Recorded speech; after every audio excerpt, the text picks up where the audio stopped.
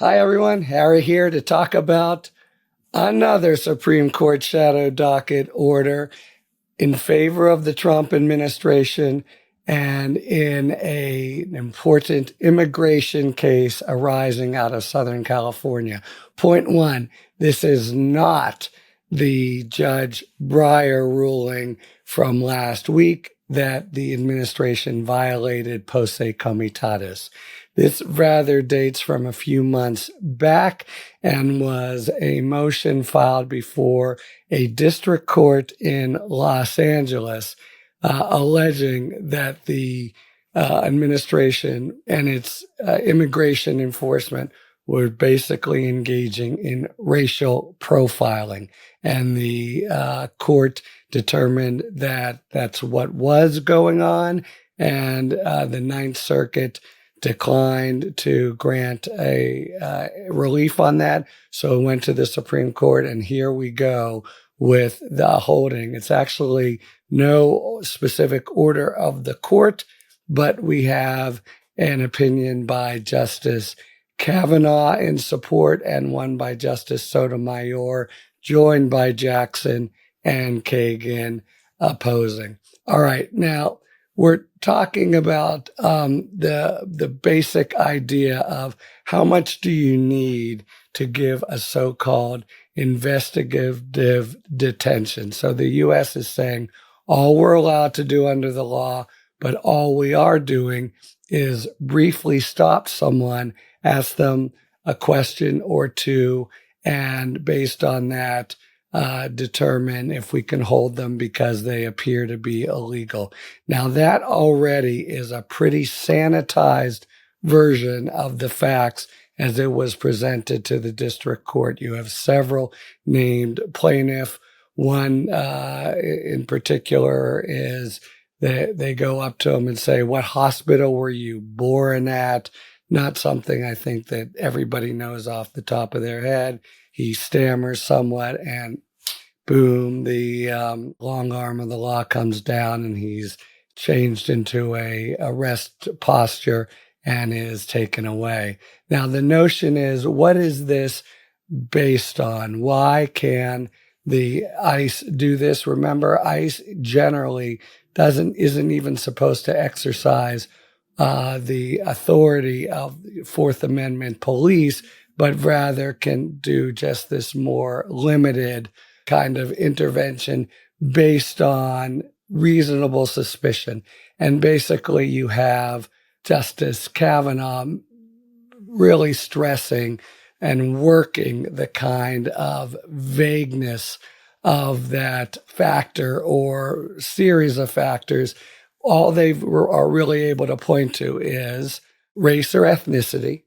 Okay, people who were at this workplace are Hispanic. Doesn't seem to distinguish from all kinds of lawfully present persons. Speaking Spanish or accented English, same. Working at a place where they at least believe illegals are working, like a day laborer or an agricultural site, and then the sort of work they're doing. In other words, this goes to the sort of heart of what makes forms the basis for an investigative detention. And you have Kavanaugh saying, we're not saying every time that you have these factors it would count, but some of the times. But what times are some of those times, and what do you mean exactly? There is this kind of faith turned over to agents to somehow have a kind of a sniff test, notwithstanding that all they can articulate and the suspicion has to be something that can be articulable, really seems not to distinguish millions of persons who are there lawfully. Nevertheless, so Kavanaugh says, again, nothing at all sort of definitive, or there's no new kind of analytic point, but just saying, that could matter. All they're doing, after all, is doing a brief detention, etc. But of course, it's that that requires the modicum of specific articulable evidence under the law. There's another point that Kavanaugh makes that, and this is just his own separate opinion, but it's by way of trying to say, we're going to stay what the district court did because we think the U.S. is likely to win. And it's you guessed it, standing opinion. It's based on a 1983 case out of Los Angeles where the court basically says just because you were stopped and your rights were violated before, that doesn't make it any more likely that it's going to happen again. And therefore, the basis, you come in and give us this story, but that doesn't, in fact, give you the right to standing.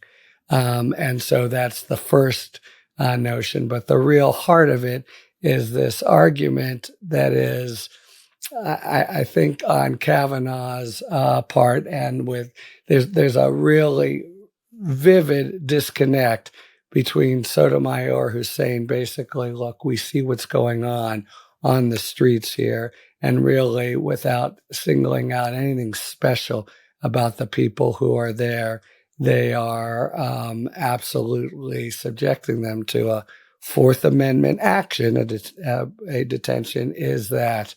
And by the way, again, the facts make it clear that they're doing more than that. So, for example, this one guy who I mentioned who's basically, he's asked, is he American? They want the name of the hospital in which he was born. They took his phone, pushed him up against the gate, held hands behind his back, and twisted his arm. That's really much more than a brief detention. What Kavanaugh says, in his opinion about that, well, fine, you can sue for damages there. They shouldn't be doing more than they're supposed to, but that brief detention they still can do.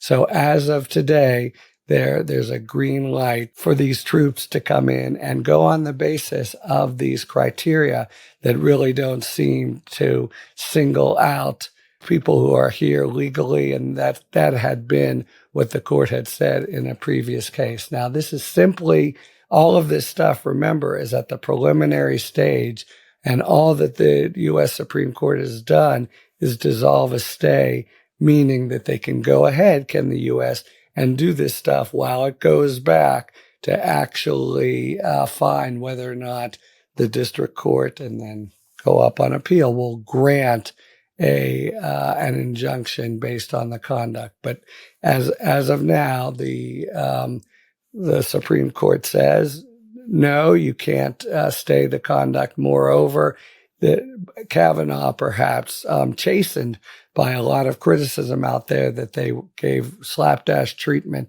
to other aspects of a stay, like who has the balance of equities and where is the public interest and the like. Kavanaugh, very much kind of taking the party line of the administration, says terrible immigration problem here and all kinds of things happening in on the ground in LA where the problems are particularly acute. That's good enough to let the government do it.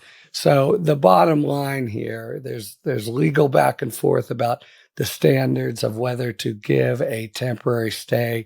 There's legal back and forth here about whether standing is satisfied, but what there really is the majority of the court weighing in and saying this pretty damn threadbare bases of factors that you haven't even kind of explained to us how they could apply in any individual case. Each of them sounds like the sort of thing you would have in many different cases. They're going to be enough for the ICE agents to go in and do this so-called brief investigative detention, which they've been honoring somewhat in the breach. Kavanaugh says you breach them again, fine, you can bring an action for damages for a number of reasons. That's a non-starter as well. So it really does pretty well give a green light to do a kind of blanket oversight and stopping of people who for all the world appears very much the same as the members of the public who are here legitimately because they're citizens or they have green cards. And the ICE will now be able to fan out among them, question them, and potentially lead to arrests. That is, at least unless and until the district court changes its mind. But as always in these situations, the fact that the Supreme Court has given a stay is an awfully bad augury for how they would deal with a permanent injunction. In this case, they might likely find that the Fourth Amendment doesn't give the district court opportunity or legal basis to do it. And so here we have essentially the green lighting of what smells, looks, and walks a lot like racial profiling. Talk to you later. Thanks for tuning in. If you enjoyed this video and other Talking Feds content, please take a second to like and subscribe. Talk to you later.